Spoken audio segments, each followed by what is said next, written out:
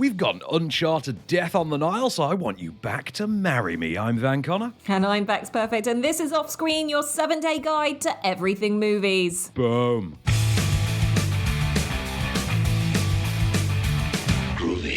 Welcome to Off Screen. We are keeping you cinematic to kick off the show today. It was Oscar nomination week. It's been a big one for us, and we're going to bring you some very big movies. We've got J-Lo, we've got the Never Speak of Him Again Armie Hammer movie, and also we've got Tom Holland no longer in his Spidey suit today as well. So loads of great stuff coming your way. We're going to kick off with that said movie, Ken Branagh's said movie of Death on the Nile. We've been waiting a while for this. It's something that definitely targets the grey pound, shall we say. And the trailer always really looked good. Obviously, huge problems with Armie Hammer and his association with this, but they've still brought it to the big screen, haven't they, Van? They have, and this is kind of an easy. I was having a conversation literally when we were waiting to watch this with Kermode, and this was something I didn't realize he didn't know. The reason they make these movies, plain and simple, is because the Agatha Christie novels are obviously out of copyright now, so it doesn't cost them anything. They don't have to. There's no kickbacks, nothing like that. So all the money stays in house. It's obviously a very easy thing to keep trying to make a franchise out of. The first movie, Murder on the Orient Express, 2017. All-star cast and Ken Branagh, both starring and directing. I think Michael Green wrote that. This was around the time he'd written Blade Runner 2049 as well. And now, also the last time we probably saw Daisy Ridley on screen. Now. Some people saw Rise of Skywalker. Anyway, some of us unfortunately saw it 2 or 3 times. I think I saw it 3 times at the end. Anyway, so the idea now is they want to take, as they've proven with this, is they want to take the other Agatha Christie novels and continue them on as literally a direct franchise. So we get Death on the Nile here adapted as a straight sequel to Murder on the Orient Express. Strangely enough, having forgotten the way that Murder on the Orient Express specifically ended. It ended with this almost Batman Begins-like Joker setup for The Dark Knight. Remember the end of Batman Begins? It's like, there's this guy who keeps leaving a playing card at all his crime scenes. Oh, I'll look into it. And then end of movie. They did something similar with Murder on the Orient Express. There's been a murder on the Nile. Say no more. I'll be right there. Roll credits. You now get to this movie in which they've forgotten that they did that. Okay? Poirot's on holiday, just randomly doing other stuff, and happens to get invited along to a wedding party on the Nile with an all-star cast. There's even a French and Saunders reunion in this one. Oh my God. Russell Brand's in there. Sophia Canodo's in there. Letitia Wright's in there. Everybody turns up in this. Annette Bening's hamming it up in this. And of course, wouldn't you know it, no sooner are they on the Nile. I say no sooner, I'll get to that. No sooner are they on the Nile than there's been a murder. But you know what? If you've got to have a murder on your elaborate, expensive passenger cruise, why not do it whilst you have the world's greatest detective sleeping next door? Ah, the bereaved. There's one at every wedding party. The good Dr. Windlesham proposed to Miss Ridgway when she was still Miss Ridgway. He and the papers both had the deal as good as done. Then came the engorged stallion, and now it's Mrs. Doyle. If I were in his shoes, I'd only come here to put a bullet in the groom. Well, our other guests, Lynette's godmother, who despises Lynette's wealth, and the godmother's nursemaid Bowers, who covets it, as does Lynette's own maid, poor old Louise. Oh, his cousin Andrew. He's a slippery fish. No one except Lynette trusts him. We find Mother and I are the only sane people here. The only one who seems to like Lynette at all is her old schoolmate Rosalie.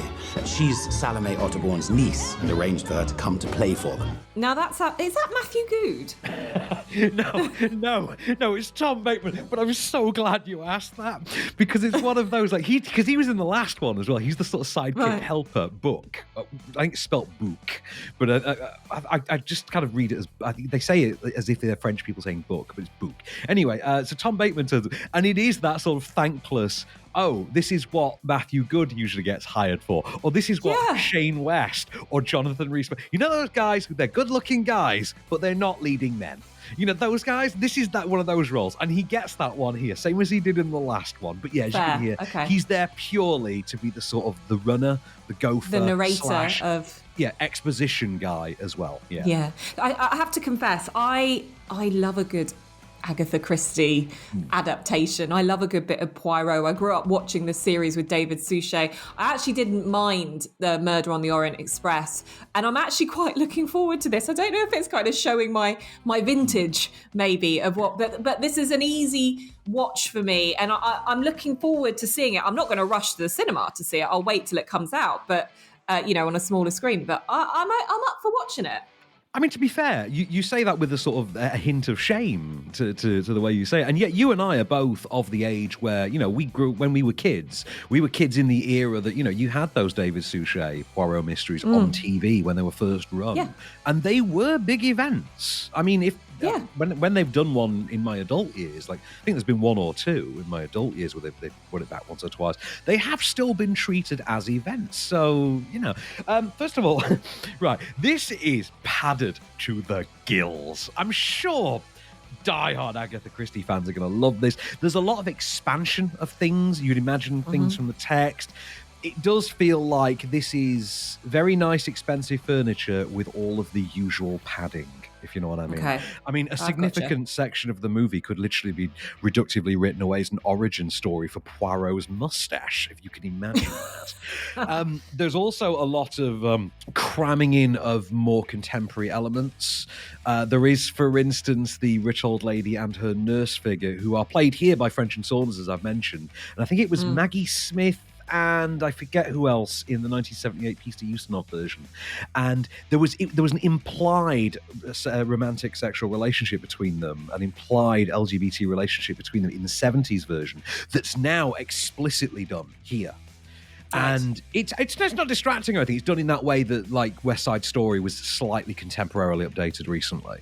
We've got the same kind of thing here. It doesn't distract from the story, but that is one of the more successful exercises in padding this.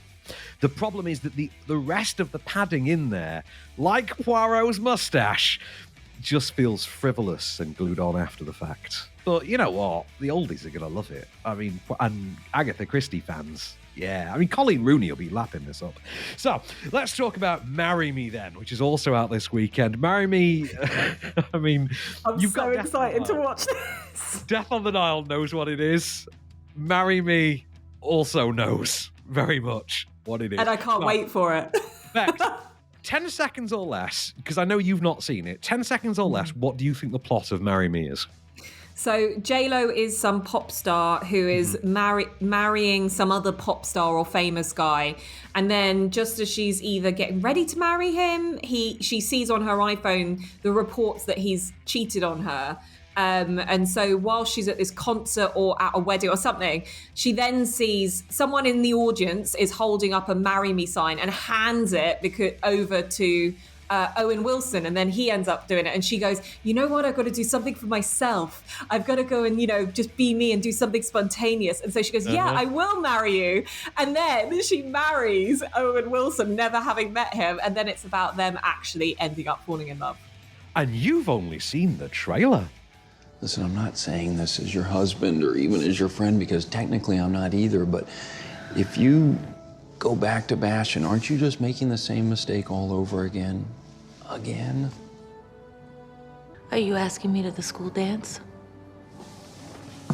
Well, I could leave a note in your locker, but here we are in free period, so I figured I'd take my shot. Look, if it runs exactly like I've just described it and exactly like the trailer is, I don't care. Like, I'm not coming away to have some sort of like existential experience around this particular movie. I just want this tat on my screen with J-Lo and Owen Wilson, and I will be happy. That's all you need to know. You know what? You're going to get what it says on the tin. I mean, it is... It's ghastly. It's absolutely... It's ghoulishly garish. But at the same time, what did you expect? I mean, J-Lo's turning up to play a fictionalized J-Lo. They're not making any bones about that. Owen Wilson turns up not even just playing a fictionalized Owen Wilson, but literally wearing that same exact outfit that Owen Wilson wears every time he plays Owen Wilson in an Owen Wilson movie. And you know exactly what... You know it beat for beat. It's fine. It's not offensively bad or anything. Like, I mean, academically it's bad, but all these movies are academically bad. I will say though, as a sort of fan of the rom-com, as a form, as a genre to itself, I don't think this is one of the better ones. This is kind of like Long Shot. You know the Seth Rogen, Charlize Theron one, Long Shot? You're like, that was fine. I wasn't offended by like how bad that was or anything, but I don't think it's brilliant. It's fine though. If I needed a date movie in a hurry and I put that on, we'd mock it a little, but we'd basically tolerate and enjoy it. And that's what it is. I will say this though. But first of all, John Bradley from Game of Thrones, Sam from Game of Thrones, Sam Tarly, best thing in this movie. Same as he was in Moonfall. He's 2 for 2 in a fortnight. Good for you, John Bradley. And he's not playing Josh Gad this time in a role that Josh Gad quit. I will also say, Marry Me is a terrible single. I mean, good God, Jen, come on. All the singles you've put out in the last 25 years, and you get a movie that you have to come up with the title track for, and the one you come up with is as bad as Marry Me. That's even worse than the one for that lesbian holiday movie that we did last year. But anyway, over to you, Bex. Well, you know what? This sounds like an absolutely trashy version of Notting Hill. Famous person meets every man, and I am here for it.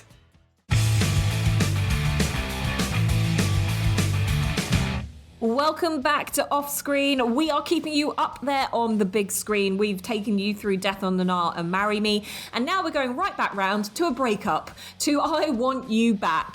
This is a new movie from Amazon Studios. It's going to be on Amazon Prime from today. Hey, yeah. And today, and it stars Charlie Day. As I think is kind of the biggest pull in this, and it follows essentially two couples who break up, and one half of each couple decides to get together with the other half of the other couple and concoct a plan to try and get their prospective other halves back. Did you get that, or was that half a synopsis? I don't think that you can get to Jenny. You've made that perfectly clear. But I do think that you could become Noah's friend. I could do that. I mean, people like to be my friend. I'm extremely affable. You know, in college, all the girls were like, "You're such a good friend."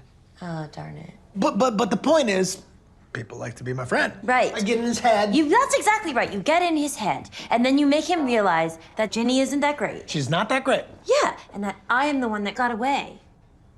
Hey, do you really think we could do this? Yes, I do. I'm in if you're in. I will seduce Logan, you will friendship seduce Noah, and we will win back our people. All right, it's on. Charlie Day there, and you can hear him talking to Jenny Slate. So those are the two that concoct this plan together. And their other halves are played by Scott Eastwood and Gina Rodriguez. And you know what? This is kind of fits into that same realm as Marry Me. You know exactly what you're going to get. It's relatively trashy. It's easy to watch. What more do you want from it? Oh, no, I actually went in the opposite direction of this. I expected this to be trashier. I expected this to be more like Marry Me. Now, what this actually played like to me was at times almost like a Duplass-inspired riff on doing Strangers on a Train with a breakup. With two breakups in particular. I'm a big fan of both Jenny Slate and Charlie Day, both of whom come from, they're both breakout stars really from their own respective cable TV shows. In her case, it was Parks and Recreation. In his, It's Always Sunny in Philadelphia. But he has had more time to shine on the big screen. Things like Horrible Bosses. What was the school fight? Or what was the fight one with the Ice Cube? I forget I forget that one. The playground fight one. I really like that one. Fist fight. Yeah, imaginative time. I really liked Fist Fight. I actually think that's a pretty funny movie. Jenny Slate, I think, is great, and she did that movie a few years ago when she was the struggling stand-up comedian with the abortion. I thought was really, really good. They together make for a pretty good pair, and the movie itself, I think, is a slightly higher brow equivalent to what would happen if you tried to effectively contemporize the 1997 Matthew Broderick, Meg Ryan rom-com Addicted to Love.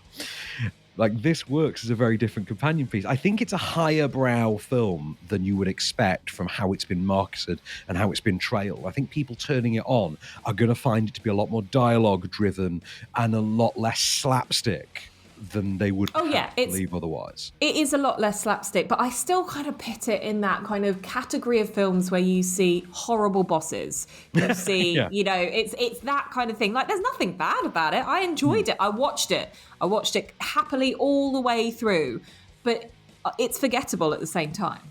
Can I also say, in terms of not forgettable, though, how likable is Scott Eastwood in this movie in a way that I've never seen him before? He comes across as really likable in a charming, and like Charlie Day uses the term in that clip we just played, affable way. He's a very likable guy. Weirdly, though, the same, like Gina Rodriguez, who plays Charlie Day's like ex / would-be love interest. Am I the only one thinking she just looks disturbingly so much younger than him that I found it quite distracting? Yeah. Like when they keep talking about, he needs to get this girl back. It doesn't Wait, from high play. school? Yeah, I kept thinking, like, is she at junior college? Like, what? From where? Like, does no one think that it's odd that this guy who looks like he's in his late 40s is going out with this chick who looks like she's about 22? Like, what's... Okay, like the Eastwood thing makes sense because they constantly talk about the fact they're both in their early 30s, which makes less sense in Charlie Day's case. Hey, she's just got better moisturizer. clearly. But no, I quite liked it. I do. I quite liked it a lot. I do. I'm always a fan of anything with Charlie Day in generally, to be honest. I think he's got something of a Bobcat Goldthwait appeal about him. And Jenny Slate, outside of the shrieking madcap fun of Parks and Rec, is an entertaining comedic presence. I think she has great presence. I think they play well. She's got really good subtlety about her. There are pauses, there are moments that she gives which feel, in no way forced. Yeah. Can we also just talk about the one thing that everyone's going to be talking about when this movie comes out? The one thing that BuzzFeed lives for is going to happen when this movie comes out. It's going to be, here are the top 20 tweets about how hot Manny Jacinto is in I Want You Back this weekend. So what's his name from The Good Place? The Buddhist character from The Good Place? Yeah. Completely, blows my mind because it's not his real name, is it? The one who's meant to be the mute Buddhist monk in The Good Place, but he's actually an idiot from Florida, played by Manny Jacinto. He's in this. Jason Mendoza. That's his real name. That's his real name. Jean Yu? No, Manny Jacinto is his real name. Manny Jacinto's his real name. I'm trying to remember his character's name. I think he plays Jason. Yeah, Jason Mendoza. When he goes to The Good Place, they mistake him for someone else. And Jason Mendoza is his actual name, but they think, I'm sure he's like Jean Yu. I think he's Jean Yu or something like that. Right. But anyway, he's great in it. He's great here as well because he's deliberately playing against that typing. And here he's gone for quite a hipster type. And it works really, really well. I would go so far as to say almost worth the movie. But as I say, it's on Prime. Check it out this weekend. We'll remind you again when we get to the streaming listings. I don't want to take time away, though, from what's clearly the biggest hitter of this week. So big that I didn't get to see it. Now, bear in mind, we record this on Thursday mornings, okay? This is embargoed until 6 a.m. on Friday, the very second that this show comes out. So if you're listening to this fresh out today, this has only been available for review today. I got to see this Wednesday night. It is, of course, Uncharted, the latest attempt to mine a cinematic franchise out of a PlayStation game. This has been in development for 15 years. Every director you can name has been attached to this at some point or other. Interestingly enough, not the cast. There's only ever seemingly been Mark Wahlberg attached to the cast of this, but every bloody director you can name has been on board with this. Mark Wahlberg incidentally got cast after David O. Russell was hired to direct it. You know when David O. before he did... God. He left this to go and do Silver Linings Playbook, which, as you will remember, changed his career entirely. So we would have had a very different David O. Russell if this had gone ahead. It stars Tom Holland, our current Spider-Man incumbent, as Nate Drake, or Nathan Drake, whatever you want to call him, the Indiana Jones-like lead character of this contemporary set, archaeologist, treasure hunter thing. The whole thing basically plays like National Treasure. So Mark Wahlberg was originally cast as Nate Drake. He's now been cast instead. He's been recast as the older mentor figure from the video games, Sully. Only he's now not older. He's meant to be about 15, 20 years older. And it's kind of hilarious because Mark Wahlberg is, I think, 2.5 times Tom Holland's age, if I check that. I think Tom Holland's about 22, 23, and Mark Wahlberg's in his late 50s, something like that. But yeah, doesn't have the mustache either. They saved that for really disappointing post-credit scene. But so whole gimmick is Nate Drake is literally just some guy who works as a bartender. He grew up in an orphanage with his brother. His brother went missing some years earlier after he was kicked out of the orphanage. And now, years later, his brother, who's now estranged and missing, has a friend, played by Wahlberg, who turns up and says, I'm looking for this treasure that your brother was looking for. Help me find the treasure. You might find your brother. But I don't want to find my brother, Tom Holland says. And then goes along anyway. Yeah, that's about the level of thought that goes into this. Do you think it's another puzzle? Well, whatever it is, you better figure it out fast. I'm gonna try and buy us some time. Hey, can I get you a drink? Gin and tonic, por favor. This definitely isn't a gin and tonic, but it is on the house. Gracias. Hey, whoa, let me guess. Pina colada?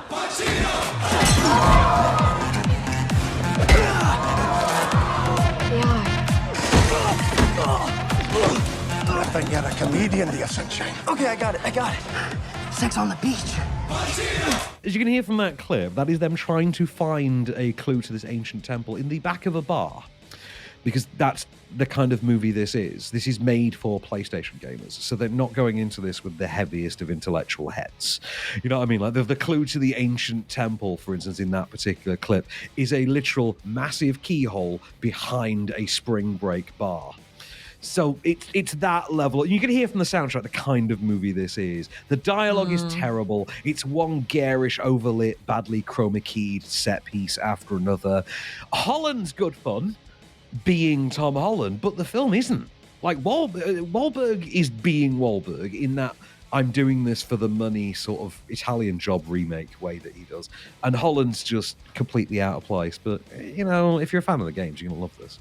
Yeah, I was going to say, like, it's always a bit telling when the embargo is so strict on it and there's limited screenings. And, you know, if I'm thinking of a really good, like, video game style movie, I always think of Jumanji. And I know it's quite slightly different, but the reboot of Jumanji, like, does it really well, you know? The concept of a video game in a movie scenario. Like, even the Lara Croft movies, like the most recent one with Alicia Vikander, it was okay. It's all right. They were kind of trying to go a little bit darker. I'm not going to push myself to go and watch this. I don't think. It's not really for me. But I'm not sure, even if I was a real big gamer, if I would go and try and see this as well. Right, the whole thing pivots around the very, very heavily marketed set piece of the crates falling out of the plane from the video games and the characters climbing over them. And you'll have seen it in the marketing for the movie as well. Like, the whole thing pivots around this. It's kind of like Deadpool's freeway sequence. And like, really, you've not got an awful lot more than that, because the only other big set piece in there, like of that scale, is these two pirate ships being hung from helicopters and doing the pirate thing in midair. Which, again, if you've seen the trailer, you've kind of seen a hint of, and you've seen most of it in the trailer. It's not a particularly dazzling or enchanting movie. It is quite. You would watch this and think it was stupid as all hell.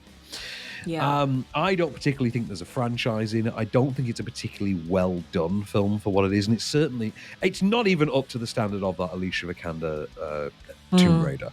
I will say I would put this on par with something akin to maybe the Resident Evil movies in a pinch, but that'd be really pushing it. And now it's time for a segment we like to call Off-Screen Pays the Bills. Hey, Bex. Hey, Van, what's going on? Hey, nothing going on but the rent. You know how it is. Oh, I really do. And actually, when I'm thinking about paying the rent, sometimes I kind of look to everything that I'm doing and kind of go, where can I cut my costs? Where can I kind of make my life a little bit easier? And being someone that's like a content creator, the biggest thing that I end up forking out for is things like stock imagery, audio, all that kind of stuff that really I need to kind of streamline in my process. Wouldn't it be handy if we had a sponsor this week that fit that perfectly? Yes, it would. And actually, I'm really pleased to say, because I've been using these guys for a while now, that Storyblocks is a fantastic resource for any creators out there that are looking to kind of really push the limits of their creativity without having to worry about that really expensive budget. So they do so many great things. Obviously, I've mentioned again, the big things for me are getting great video, great photos, fantastic audio, sound effects, bed music, all that stuff. I'm now using this as part of my everyday content creation. And also, that's all on Storyblocks, all of that. all on Storyblocks. And the great thing, I know, it's amazing. And the great thing about this is that they've got subscriptions for every budget, which just for me suits me perfectly. They've got unlimited downloads. They've got really great royalty-free, demand-driven library. So that means that, they're optimizing and adding things like 4K HD footage, After Effects, Premiere Pro templates, so much more. And the biggest thing that I love about this is that they've got diverse and inclusive content. And I think you guys should definitely go and check it out, because it really is one of those fantastic opportunities. And the best thing to do is just go on to storyblocks.com/offscreen and go and give it a whirl yourself. Ooh, I'm looking forward to trying. That sounds very much up my. I like that there's Premiere Pro templates, because trying to find new Premiere Pro, is it the motion graphics templates? I think they're called, motion drives me mad trying to find them. And leading to our other sponsor this week, causes me so much stress, no end, that I may need to unwind. That's where our sponsor this week comes into handy. Simply Earth. It's like a recipe box, but more fun and less edible.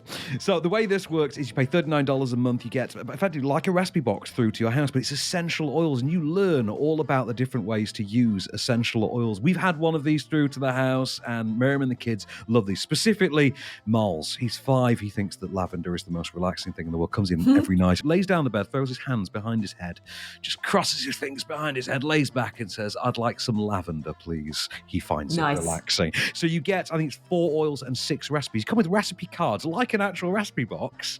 So you get combinations of different oils and different elements that you can use. And you can make not just essential oil combinations, but you can make things like deodorants, face masks, body washers, things like that. All sorts in there. I've had a look at genuinely, they sent us one of these to try, and Miriam is actually going to keep this going. We've been looking at what's in the February box. She's got that ordered to come as well. And this is like $100 worth of stuff if you piece it all together yourself from other suppliers, but it's $39 a month for this very handy kit. And the best part is you get a free 80ml diffuser if you use our promo code and you give them a try, and you go over to simplyearth.com/offscreen. Like I say, lavender. Apparently lavender is relaxing, and it's the way forward. So check out simplyearth.com/offscreen.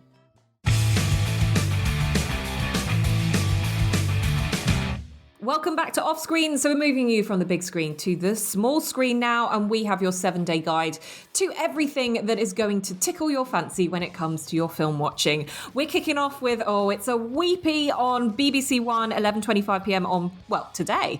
If you're starting off your weekend bawling your eyes out at a beautiful love story, it can't be any better than The Notebook, can it, Van? Well, it really can't. So The Notebook, is this the first big Nicholas Sparks adaptation? I think this is the first big one, isn't it? I think there had been one or two other ones. We'd had Nights in Rodante around the same time, I think. Might have been used. Maybe. I'm confused, obviously. But we obviously got a whole legion of them off the back of The Notebook. You want to get things like Dear John and The Choice and things like that. But this is, for my money, the original and best.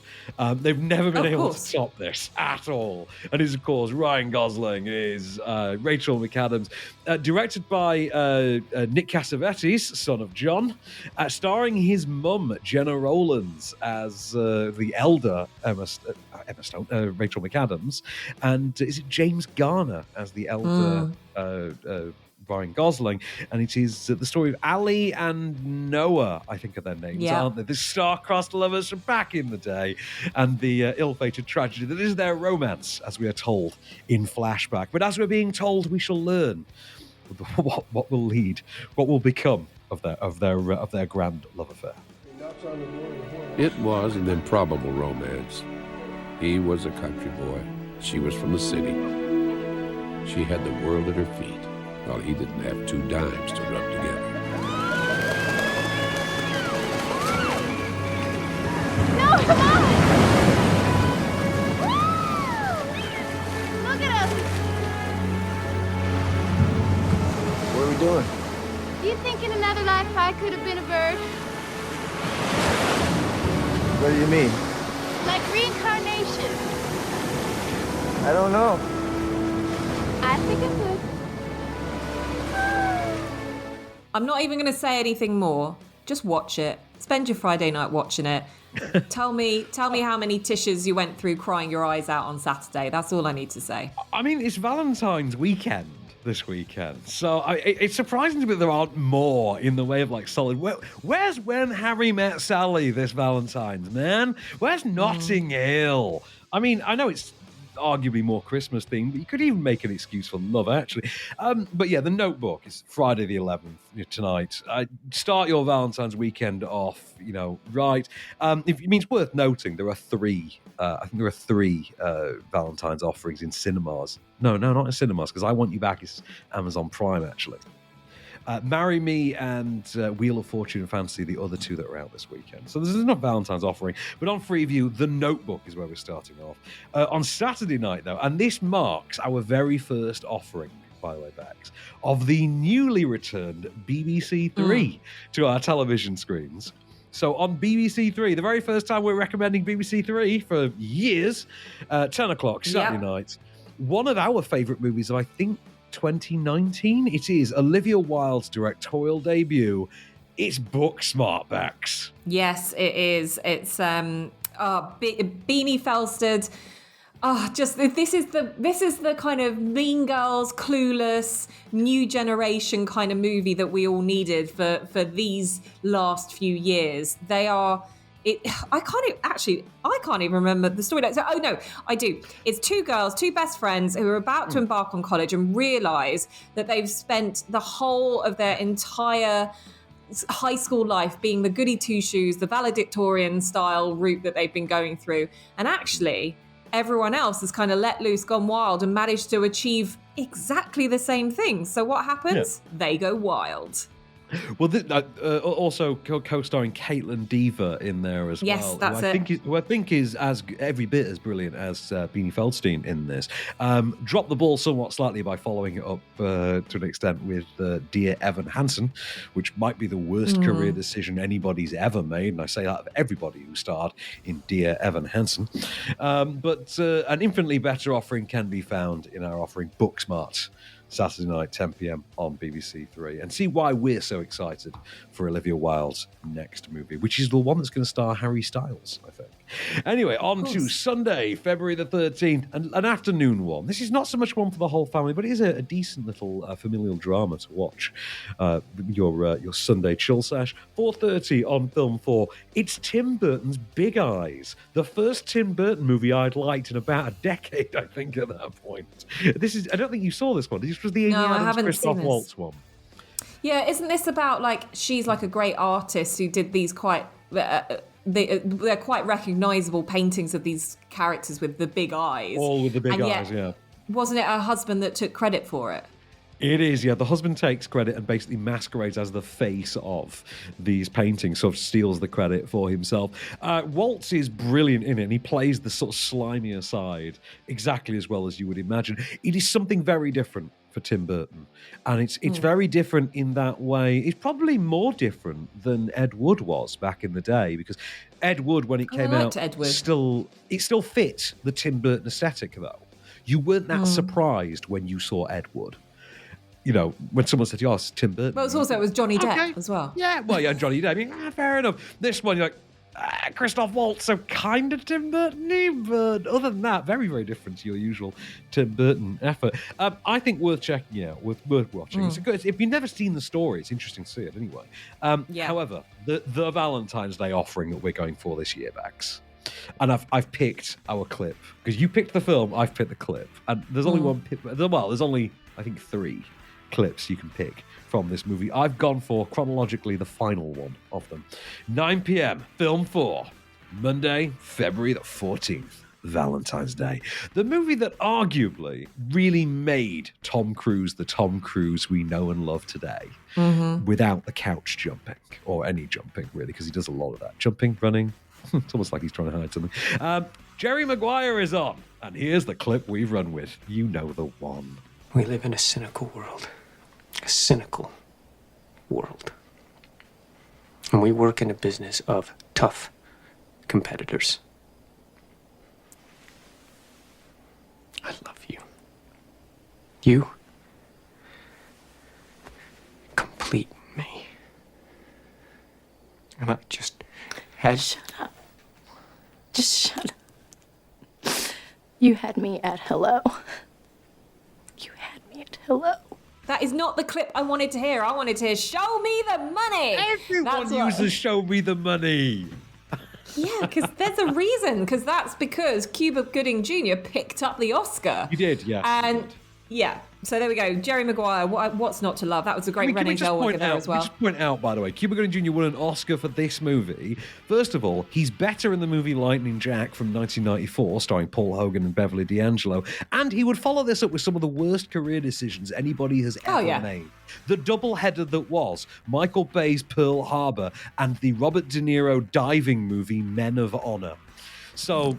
yeah, anyway, let's talk about Whitney, which is on Tuesday night on 4/7, 10 past 11. This is also on Friday night, but we wanted to talk about The Notebook. So let's do Whitney on Tuesday night. So you seen this one? Yeah. It's the Aaron McDonald documentary. Yeah, so you'd be forgiven for thinking that it's an Asif Kapadia documentary. It's you know that sort of style, but this is charting the rise and sad fall of Whitney Houston, and done through incredible footage that is found, piecing Great it together access, amazing access. And you know, when you watch this, I remember being in the screening for this and kind of going, oh my God, like the 80s, I want to dance with somebody all the way through. It is so amazing to see how effortless her voice was, how incredible her career was, and how sad, how frail she became, how difficult it was. And it was interesting as well to see her relationship with, I think it was her an daughter. Aide of hers. No, there's her daughter, but also the aide of hers who we think also was possibly in love with her as well. No, that's a whole other thing. The story allegedly goes, and this is the documentary that really fleshes that out. The story allegedly goes, it's been around in different places for a long, long time, that Whitney Houston was a gay woman. And being America's sweetheart in the 1980s led to them to basically force her to live a closeted life, and that her long-term partner was, in fact, her personal assistant. Her closest confidant assistant. Which, in the way that it's explored here, allows us to actually contextualize that way in which she was seen as America's sweetheart, because we don't get that anymore.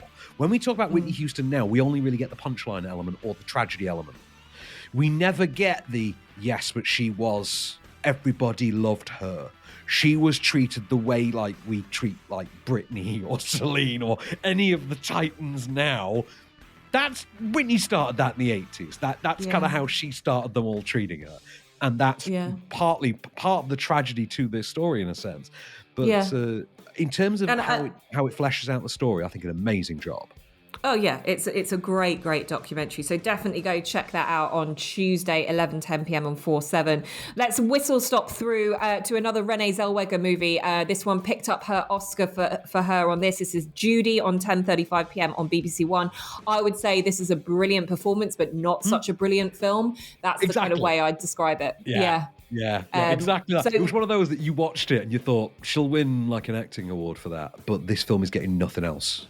Yeah, and that's exactly what it did. So, but they're very much worth a watch for that Oscar-winning performance there. And then finally, on Thursday night, you know, not everyone's romantic movie, I would say, is on ITV4 at 10 p.m, but it is Van's. It is, of course, the original. It's The Terminator. Excuse me, I'm just going to quote you one of the greatest lines of any love story ever, and it comes from this movie. In the one night we had together, we loved a lifetime's worth. I mean, come on, it's a great... James Cameron, he wrote the hell out of this. I literally, I'm recording this in the office for the very first time this week. If we were recording this in my usual spot, you would see I have now got a framed copy of a page of the script from The Terminator behind where I sit at my dining table, and it is actually our clip. I'm going to tell you, this is one of my... I think this is genuinely one of the best, the finest works of cinema ever constructed by man. It was all cobbled together from a fever dream created by food poisoning, I think, during the editing of Piranha 2, The Spawning, or Piranha 2 Flying Killers, by its then first-time director, James Cameron. And he gave us a franchise of 2 great movies, and then other people gave us a franchise of some absolute dumpster fires. But here's the first, not necessarily the best, but definitely the trendsetter. Just let me go. Listen and understand. That Terminator is out there. It can't be bargained with. It can't be reasoned with. It doesn't feel pity or remorse or fear. And it absolutely will not stop. Ever. Until you are dead. Can you stop it? I don't know. With these weapons, I don't know.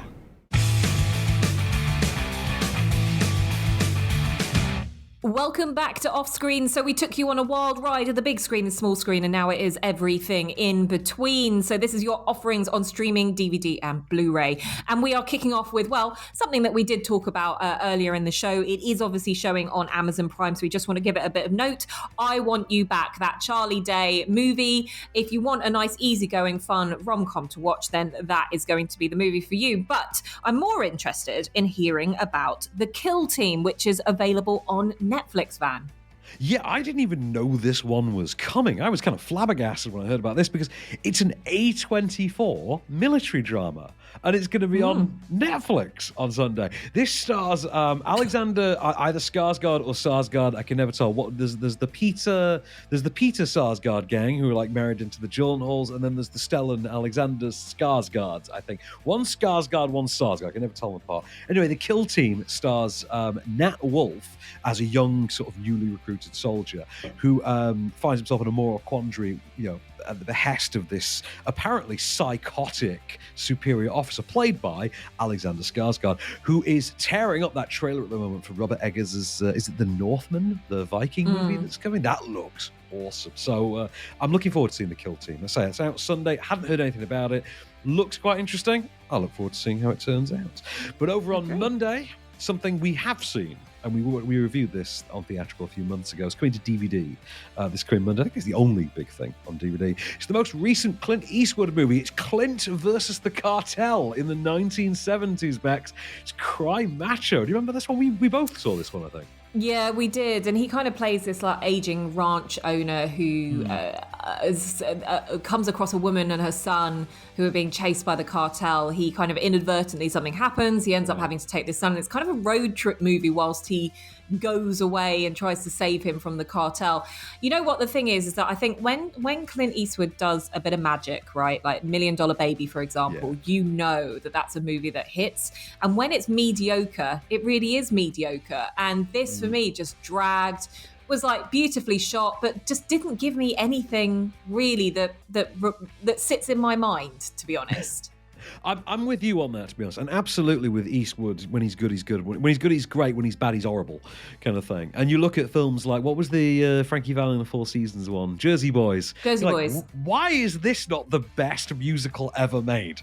Like, how is this not? Like, how is this not incredible? And yeah, it's a strange one, that one. On to Tuesday, one that's coming to Amazon Prime on Tuesday. I know you must have seen this because we were kind of catnip for this in our teenage years. Oh, yeah. It is one of the biggest movies of late 1999, early 2000s, and winner of, in my mind, the best single of 2000. I think it lost record of the year to Flying Without Wings by Westlife, famously enough. Outrageous. The theme song to this was Pure Shores by All Saints. It's Danny Boyle's The Beach going to Prime on Tuesday. How much do you love The Beach, Brex? Yeah, and you know what? The Alex Garland book that came before, this is the thing. Everyone would go on holiday to Thailand and they'd read the book and then they'd go to the island where the beach was filmed and hope that they could kind of recreate it. It's kind of a rite of passage, isn't it, for anyone that was like a teen or like late teens in the late 90s. And, Leonardo DiCaprio stars in it. It's kind of like the Lord of the Flies in a way, sort of feel to it. Yeah, and it's a great movie. I daren't watch it again. I'm really worried that it's aged, and that's what I don't want. I don't think necessarily it will. Aside from the technology element, which is nowadays they would simply be Snapchatting that beach every chance they got. The whole thing would have been chronicled on TikTok, if it was a Gen Z version of the beach. But I think, to be honest, I've not seen it in a long time. I would be very interested to go back and see it because I remember being really impressed by how surreal and existential essentially it was. And also, I remember this being the very first movie I remember seeing Tilda Swinton in, Once Upon a Time. This was 23 entire years ago now. One that was only 14 years ago. 14? No, more than that. It was, this was now 16 or 17 years ago, is the original Borat, which is coming out on Wednesday. I think that one's on Amazon Prime on Wednesday as well.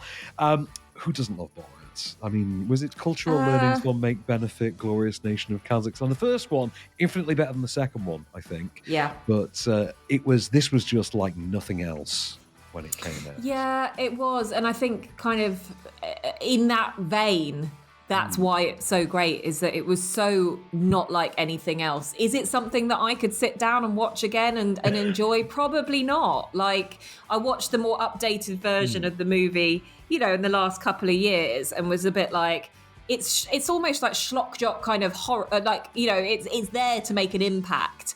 Is it great? I'm not so sure.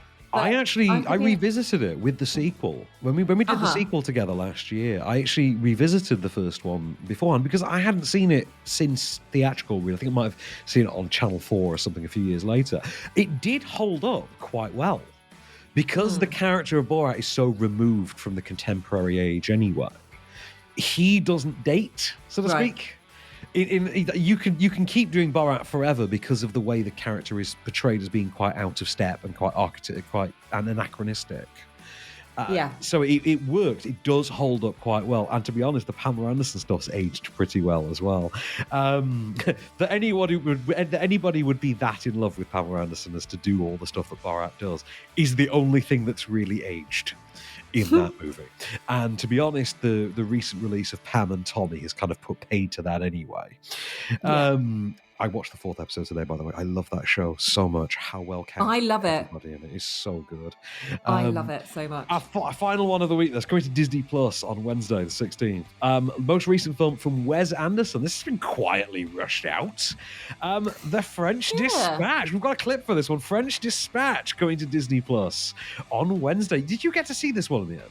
I did, and I enjoyed it. It wasn't my favourite Wes Anderson movie, but it's quite high up there. Like, I love my favorite is the Grand Budapest Hotel. It's taken me years to warm up to Wes Anderson and his style of movie making. I appreciate the sets. I appreciate it all. It's just whether or not that style of comedy keeps your attention. And for me, for a while, it didn't. But like Moonrise Kingdom didn't really do it for me. But yet, I love the Grand Budapest Hotel.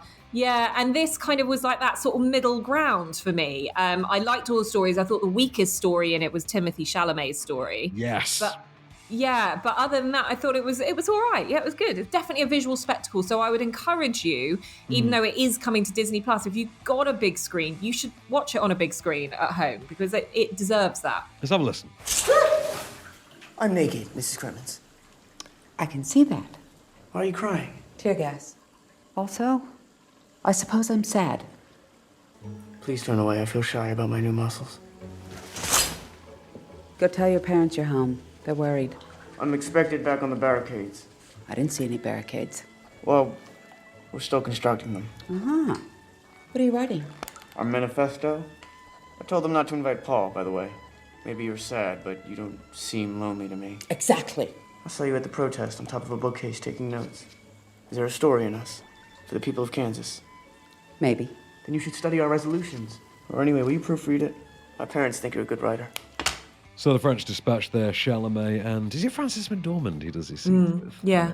So, I mean, I will say that there's loads of little things throughout the film that really make it worthwhile. They're quite likable, make it quite worthwhile. They don't add up to anything, but they are little individually great things, like, for instance, Jeffrey Wright as the author figures. He's a sort of fictionalized take, and but just a really great series of things in there. I love the first story with Benicio del Toro, for instance, Adrian Brody, and Chloe Sadu. Yeah, that's the high point for me, is that first story, and Jeffrey Wright. But to say whether you love it or hate it, there is a lot in French Dispatch, so there's going to be a lot of things that you like, even if there's a lot that you hate. So it's worth checking out anyway. I'd say don't go in expecting, as you say though, Grand Budapest, at all, because you're not going to get. You're going to get some of the tricks that made Grand Budapest so good, but you're not going to get all of it, and you're going to get a lot It does Yeah. not work. But I think that's a fine crop for another week. We've got a very quiet week next week, so I don't know how we're going to cobble together things to cover next week. But I can tell you that the two big hitters for next week, we're going old school with this one, Bex. So, first up, we've got a new documentary, The Real Charlie Chaplin, which I have seen. It is narrated I'm by excited. Phil Mackey. And it is, as I said on the tin, it is a profile of what Charlie Chaplin was really like. Our other movie, and there is something about this that sounds so 2007, is Channing Tatum is a man with a dog in the movie Dog. I mean, in a year in which we had cow and pig, why not have and lamb? Why not have dog? Let's do Dog, then we'll add that to the set next week. This Matalan box set is just increasingly filling itself. At this stage. You know those crap box sets you get by the counter in every branch of Matalan? There's going to be one that's just animal names, and the best movie in it will be Nicolas Cage's Pig, which, incidentally, because we haven't talked about them, I'm just going to say, was robbed. It was robbed of every bloody Oscar going. Pig should have been up for every Oscar going, including Best Actor, and I will die on this hill. I'm not one of those guys who just because I like the movie, it needs to be up for Oscars. No. I'm sorry, that movie, and I'm sorry, but the last film I went to bat for was Knives Out. Netflix dropped $500 million on those two sequels, so I know I was right. But it'll be conversation for another time. Next week, we get to talk about Channing Tatum and a dog. What's not to love in that? What's not to love? So I look forward to discussing that with you. I'm actually really looking forward to that Charlie Chaplin documentary. I'm a huge fan and intrigued as to see how that plays out. What really shocked me about it, actually, because I mean, we'll talk in more detail about next week, is I always forget that outside of the actual tramp makeup, is he called the tramp, isn't he, the character? Outside he was of the a very tramp makeup, suave-looking guy. he was a good-looking dude. He was a really good-looking man. Like, if that man, just looking like he did, walked down the street in 2022, he'd get some action. That's a good-looking man right there. And what a way to finish the show. There we go. So until next Charlie time, we'll Chaplin hold you with... Get it. Yeah, we'll hold you with that thought until next week. But for now, I've been Becks Perfect. I've been Van Connor, and we shall return.